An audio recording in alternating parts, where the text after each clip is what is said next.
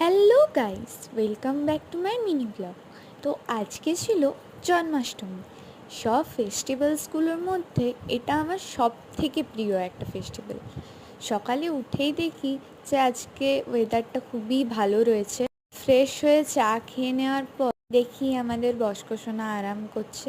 তারপরে স্নানটা কমপ্লিট করে নিই। আজকে শরীরটা খুব একটা ভালো ছিল না। স্কিন কেয়ার বলতে আমি ওই ময়শ্চারাইজারই অ্যাপ্লাই করি, তো সেটাই করেছিলাম আজকে। দেন হেয়ারটাকে কোম্ব করে ভালো করে বসে পড়ি ডেকোরেশনের জন্য। তো আজকে পুরো ডেকোরেশনটাই ছিল কার্ডবোর্ড দিয়ে। আমি যতটা চেষ্টা করেছি সুন্দরভাবে করার। এবার তোমরা কমেন্টে জানিও যে কীরকম হয়েছে ডেকোরেশনটা আমার।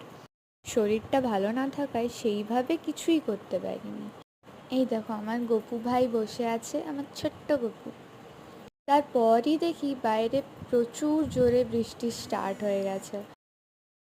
বৃষ্টি তো হওয়ারই কথা, জন্মাষ্টমী ছিল আজ। পরই দেখি মা ভোগ বানানো শুরু করে দিয়েছে, মালপোয়া ভাজা চলছিল।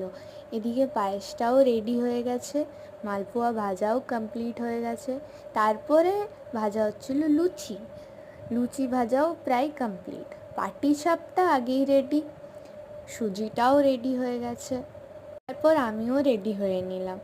শরীরটা ভালো না থাকায় সেইভাবে কিছু রেডি হয়নি, আর উপোসটাও সেইভাবে করতে পারলাম না এবারে।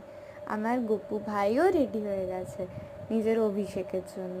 পঞ্চামৃত দিয়ে দেখো কি সুন্দরভাবে অভিষেকটা করে নিচ্ছে। জন্মাষ্টমী হচ্ছে আমার একটা খুবই প্রিয় একটা ফেস্টিভ্যাল, কিন্তু শরীরটা এবারে এতটাই খারাপ ছিল যে সেইভাবে কিছুই করে উঠতে পারিনি।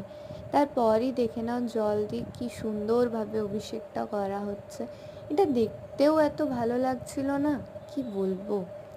তারপর আমার গপু ভাই সেজে নিয়েছে ফুল দিয়ে সুন্দর করে। ফুল দিয়ে প্রথমে পুজো শুরু করা হয়।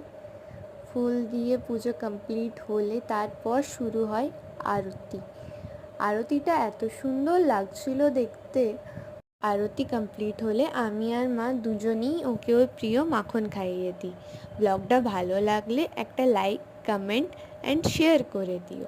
তারপর সবাইকে দেওয়ার জন্য ভোগও রেডি হয়ে যায়, আমরা নিজেরাও ভোগ খেয়ে নিই। দেন আজকের ব্লগটা এখানেই কমপ্লিট হলো। টাটা গাইস, ভালো থেকো সবাই।